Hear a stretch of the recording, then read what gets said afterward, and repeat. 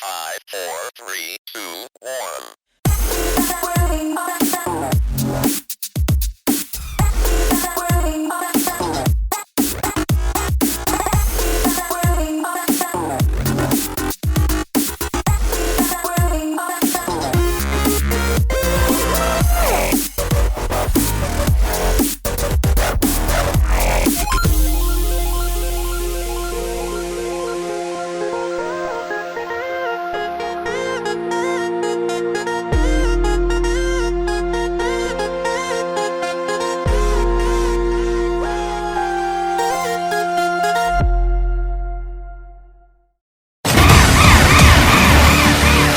Ready for the next battle.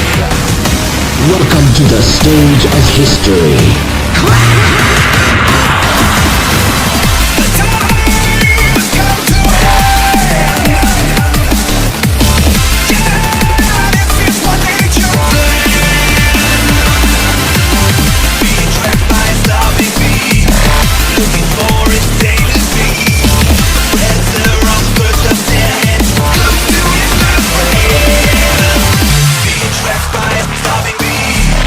Looking for it daily.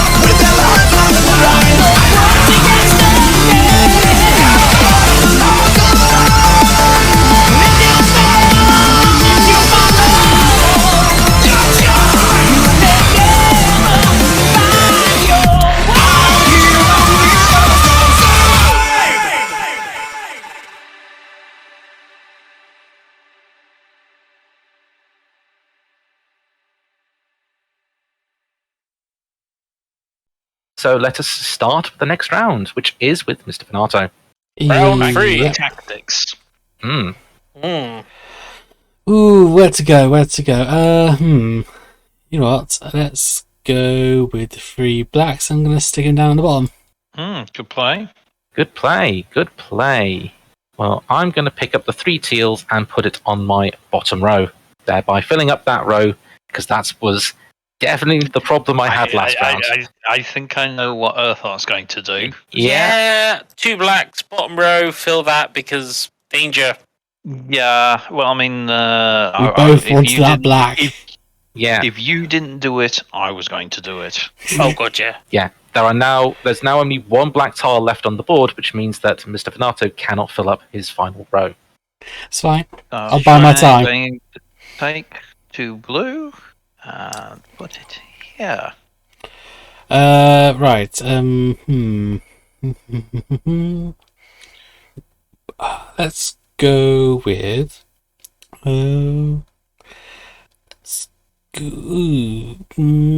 Let's go with Choices. no. 2 blue, second row. Interesting. I've definitely got options. Yeah.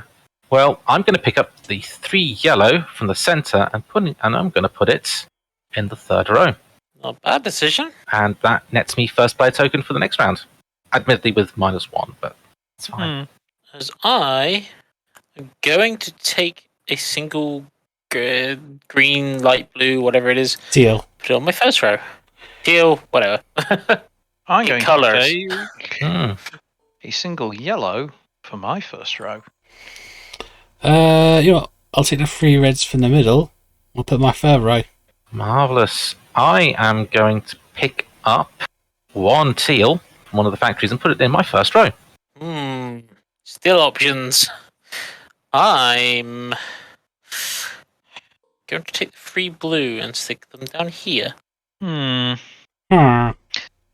an amazing set of options open to me right now. No.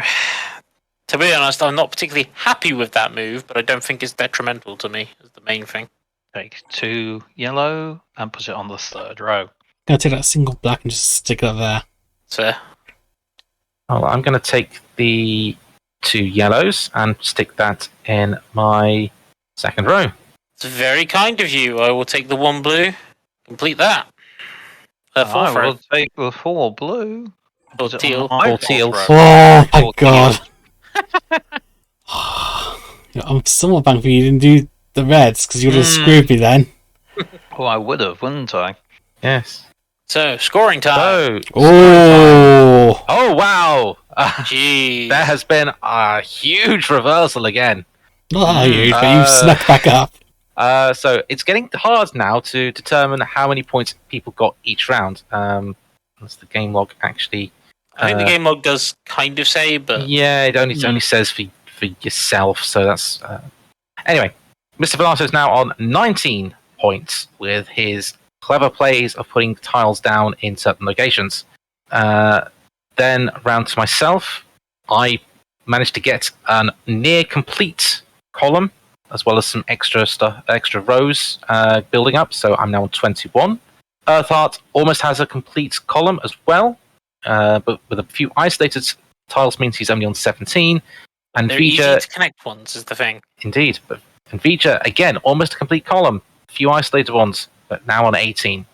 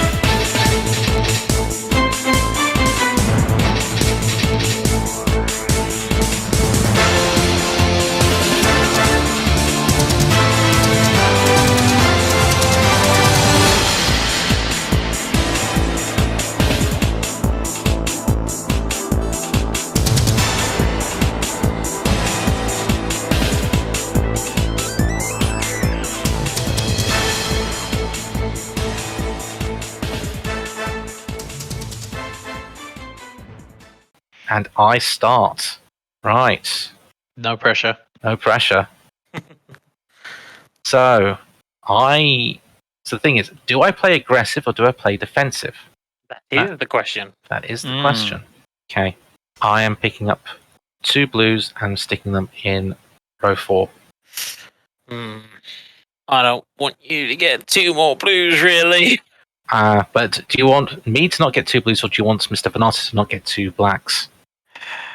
I mean, both, really. So, oh my god, my brain hurts. I'm going to take a yellow. Now, do I scupper Venato for now? Or do you focus on yourself? I'm going to be selfish and take 3 for the red for the bottom row. Excellent. I'm going to take the 2 blacks and fill up my bottom row. That's actually worked out quite nicely for us. That means Ian can't take blues that easily at the moment. He can slowly pick away, but he's got not many chances. It costs him time. True. Yeah, he'll definitely be able to complete it, but he'll have to pick up a single. Whether or not he each completes time. it as 10, and whether or not he completes it without taking a huge dunk on his points. He won't do that. I don't. No, anyway. I won't. Putting 4 blues on the bottom. Yeah, Ooh. not bad. And whatever you do, I've got that final row. Yeah. I'll take 2 yellows. And I will thank you and take 2 red for mine. I mean, I couldn't have done anything with those reds, really. What do I want? You know what? I'm going to take 1 teal for the top row. Very good. That puts you 1 block away from completing your row and completing starting the end game scoring. Yeah, that's what concerns me. So what I'm going to do is I am going to pick up the 1 blue from the center and stick it in the final row. I'm going to take a yellow and complete my 4. I'm going to go a little counterintuitive, and I'm going to pick up the 2 yellow and put it on my second row. Nah, that Good. makes sense. Just pick the 3 teal from there and put them on the third row.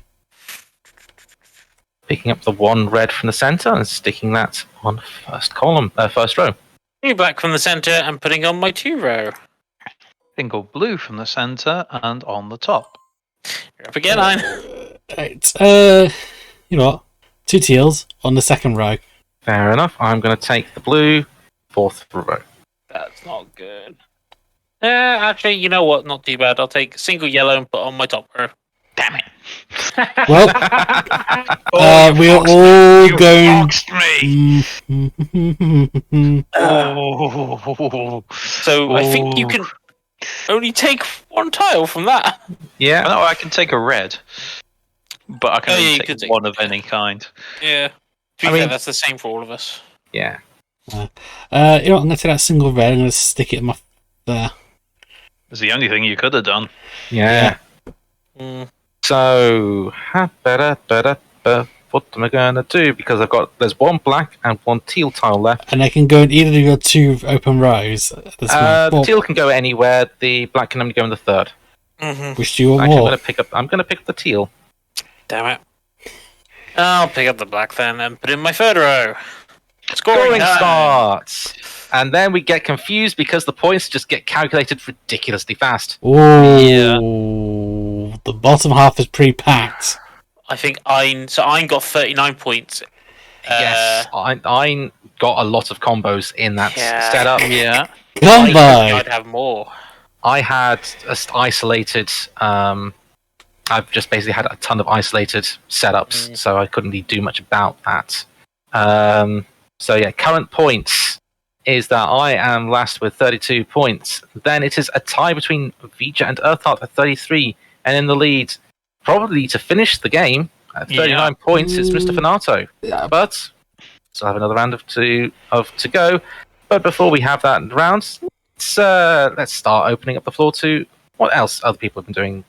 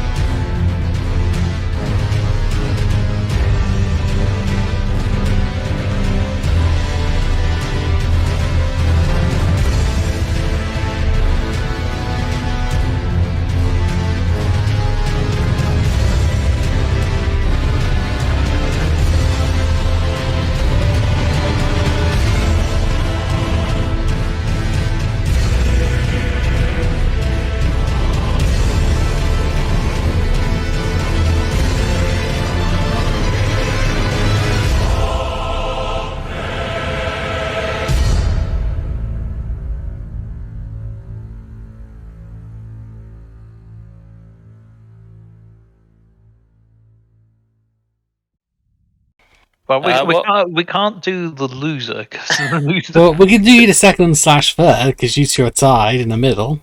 Well, Alright, yeah, that means we've got to flip a coin to decide who goes first. I mean, unless you want me to speak more about about stuff. Tell you what, Vidra, I'll take the bullet and I'll go first. yeah, go for it. So, let's start with game. So, I have also been playing a game that has been quite recently released, but more on the Souls-like than Tunic, certainly, because it is just basically the spiritual successor to Dark Souls, and that is Elden Ring. Where's your maidens? Sorry? Where's your maidens? I can't say because that would be a massive spoiler. Not that I think any of you guys are going to play it, but But we I'm do a have people masochist. listening, so it may spoil those who are True. listening. So yeah, Elden Ring. Very much, a lot of people are calling it open world Dark Souls, and that's not a terrible description. It is an open world Dark Souls styled game, made by Dark Souls creator From Software, written by George R.R. Martin of Song of Fire and Ice fame, and obviously Game of Thrones. I mean, it's your fairly typical Dark Souls game in terms of how it plays per se. It is still very much you have a left hand item, a right hand item. You've got your spells, you've got your items. So the main things that obviously have been mixed up. There's the open world, which means that you can kind of go wherever you want to a certain degree. Now the game does at the start give you kind of a, hey, here you should go in this direction, which is the direction for the next major boss you need to fight. And the very start, it kind of just guides you to a few new sites of grace, which are the new bonfires, which are basically little pilots of light. And it tries to teach you a few things on the way. The first big one being, as soon as you get out the starting tutorial area, which a big complaint is the tutorial area is down a pit, and so a lot of people are missing it because they're thinking, I'm not going to jump down that pit, despite the fact the message on the floor tells you to do so. People have been Yes. scarred by playing too many sewer levels before. True, though that isn't the sewer level. There is actually a sewer level in the game. But as soon as you get outside, the guidance kind of shows you, hey, see that church over there? You should head there next. Okay, that's fair. You can ignore it and go towards the coast. You can also ignore it and go towards a tomb that's past the church, but why would you? You might as well stop off at the church. But between you and the church is a boss. It is a boss there you will have no way of beating at that point in the game. I think it's supposed to teach you to run away from it. So there's a couple of things. The open world, I think, is a bit of a double-edged sword. I really like the fact that if you're struggling with something, it means, hey, I can just bugger off and do something else. The very first boss it leads you towards, while it's definitely a good first boss for showing you what to expect of the bigger bosses of this game, if you follow that basic route, you will be in no position to fight him when you get to him. You need to go and explore, level up in some other areas, fight some minor bosses in some of the dungeons and stuff. So this is the other thing is there's a difference between like catacombs and caves, which are like mini minor dungeons, and then your main dungeons, which are like the first big one is Stormvale Castle. I don't feel that's a spoiler because that's pretty much the game tells you to go there right at the beginning. So yeah, defeating some of those minor bosses is a good start, and that gets you a few more levels to get you more comfortable to fighting the first boss that gets you into the castle. But there's also just like loads of stuff you can do around that circumvents that. Because of the open world, it means there's a lot of stuff you can do to, do other stuff. If you're stuck on something, you can go and do something else. You can go and find more equipment. You can go and fight some minor bosses. You can just explore and see what you can find. And I think that's great. But it does mean that when you are kind of lost, is that, okay, I can't beat this boss. Where should I go to level up? There's no direction to kind of go, this is an area you should be. To give an example, there's an area far to the east that I explored before beating the first boss that gives you a great ruin. there is no reason you should ever be there before you've beaten him, because it is way past your level. And yet, I went exploring that area, picking up loads of items, and, you know, it was great, but I very obviously shouldn't have been there. And it makes for some interesting cheese tactics, but it also, yeah, without that kind of any kind of guidance, whereas Dark Souls games are a bit more structured in that you have several paths you can go, and if you're stuck on one path, try the other path. But you know where you're going for the most part. There's secrets and stuff to go to. So that is one criticism. Now, thankfully, you are able to summon a spectral steed called Torrent. You don't get that from the start. This is the other thing, is that the game doesn't tell you how to get the basic starting stuff you need. You need the horse. There is no questions about that.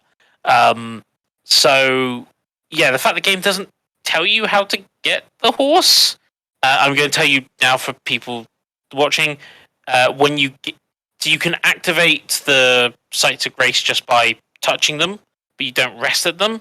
Rest at all of them to start with, just because after you've been to so many, you will then get the ability to level up and have your horse. Leveling up is kind of important. So, yeah, there is that. And there's some other nice touches here and there. Because it's open world, there's a lot more cliffs and stuff, and they've added a nice system which uses an item that most people ignore, which is rainbow stones. And they're just kind of like, oh yeah, normally you just stick them on the ground to mark paths so you know where you're going. This time they have a secondary function, which I didn't know about until I saw a tips video. If you chuck them over the edge of a ledge, if they break, you won't survive that fall. And that's a really nice idea, and the game has lots of these nice little ideas, which are great. They've kind of got a new buddy system called Ashes of War, or similar. Sorry, Ashes of War is what you attach to your weapons. You basically summoning ashes that you can get. Again, the game doesn't tell you how to get them. You have to go back to the first church, and someone will appear to say hello and give you that stuff. I don't feel like this is spoilery, because this is stuff the game should be telling you, because it's essential for getting on early in the game. But yeah, it allows you to summon ally characters, and you find more as you go through the game, and you'll find your favourites. And it's really cool to see what they can do, but it makes a lot of the big boss fights, especially those with multiple enemies, much more manageable. And while some people say it's cheating, the game wouldn't give it to you. And the really nice thing with the Souls games and Elden Ring is play it the way you want. If you want to be a sorcerer, be a sorcerer. If you want to be a sword and board fighter, there's no reason you can't do that. And this game just amplifies that. It is great. I'm definitely thoroughly enjoying it, but I think part of that is because I do enjoy Dark Souls-y types games. The big question is, some people have said it's the easiest Souls game and therefore the best one to start with. I don't know if that's true. I think the open world part obfuscates that, and the fact that there is no guidance to it. The other thing is, you can tell the game they've learned more and more as they've gone through their various games. And Elden Ring is a culmination of everything they've learned in Dark Souls, Bloodborne, etc. But it does mean going back to the older games, I think, is a bit harder. So, if you're a Dark Souls fan, you were holding off on this one and going, yeah, but how is George R. Martin's writing going to affect this? It's your same Dark Souls you've loved before. Trust me. If you're thinking, I want to try this, I would say I personally wouldn't recommend it as a starting one. But I don't think there's any harm in it being your starting one. If you want to go to it, if you don't like the grim Dark Souls stuff and want to give this one a bit more of a try because it's a little bit more fantasy, go ahead. I don't want to say too much more, because part of the really nice thing with Souls-like games, and especially with Elden Ring, is exploring and finding your own stuff. The only other thing I would say is, do not be afraid to look up guides on NPC quests and stuff, because they have a lot of failure points, and if you're worried that you'll break the quest and not get the end reward, it's very easy to break them. So yeah, definitely don't be afraid to look up that kind of stuff. So yeah, that's been the main game I've been playing. I've been doing a few bits. I'm still getting on with Danganronpa. I'm on Danganronpa V3. It runs horribly on the Switch. The first two had issues. This one constantly chugs. It is disappointing. I haven't even got the first trial on that yet, though, so we'll see how bad it gets when it gets to that one. Final Fantasy XIV still ongoing. It is currently Moogle Tome time, which means grinding for certain items that are harder to get. Yeah. Kupo. Kupo. So the big rewards are a small doggy earring, which I don't really care about. A mount, which is a flaming dog, which I definitely wanted because it is the last one of the set I needed. And there's one other which I think is Cloud's hairstyle. So I'm going to see if I can get that before the end of the time. So yeah, all of that. And the mobile game I play, Final Fantasy Record Keeper, is having its 7th anniversary. And there's loads of stuff going on that as well. So Indeed, gaming is certainly busy. I believe you can get a certain cloud-based item for that as well. Yes. Called Pretty in Purple. I'll let you decide what that is. In terms of watching stuff, as you guys probably know, I don't tend to watch masses, so I'm going to recommend 2 YouTube channels that I've been watching recently. One is a YouTube channel called Travel Alone Idea. It's a guy who I'm assuming lives in Japan, and he's been doing some videos showcasing a load of overnight travel places. So overnight travel on a train with various different bed types, and he shows all 3 off in various videos. Some overnight coaches, an overnight ferry, and some pod hotels and stuff. And it's just kind of interesting to see his view and watch him through. It's a nice little channel, so have a watch if you fancy. It just does make me want to go to Japan more, but I think that's going to be a while off yet. The other one is a channel called Chipcheesium LPs. LP, he's still doing stuff at the moment, but his big thing that I watch him for is he has done Let's Plays of Metal Gear Solid 1, 2, 3, 4, and 5, with showing off a lot of them as well. It's a worthwhile watch. He's also done Final Fantasy VII Remake. I think he's finishing that one off. He's got a couple of others. The other big one I watched off him was the Wonderful 101, because at the time I didn't think I would ever get to play the game. Of course, then it got re-released. So at the moment, I'm going through his Metal Gear series again as just something to have in the background. I'm on to Metal Gear Solid 4. He did record them out of order. I think he recorded 3, 1, 2, and then 4 because it wasn't out when he recorded 3, and then 5. So kind of chronological order, and then 5. Yeah, basically. So yeah, he also does a podcast which you seem to listen to, but I don't keep up with that one quite as much. And my last recommendation is one where they've recently just done a new episode, and that is a D&D live play called Oxventure. I think I've talked a bit about it before. They've done their first show of the year, which was live streamed because they were originally going to do them at EGX Birmingham, which got cancelled. So they instead did a single live show called Battle for BardCon, because they didn't actually get to go to a convention. So yeah, I think I will leave it at that. I've waffled on enough, I believe.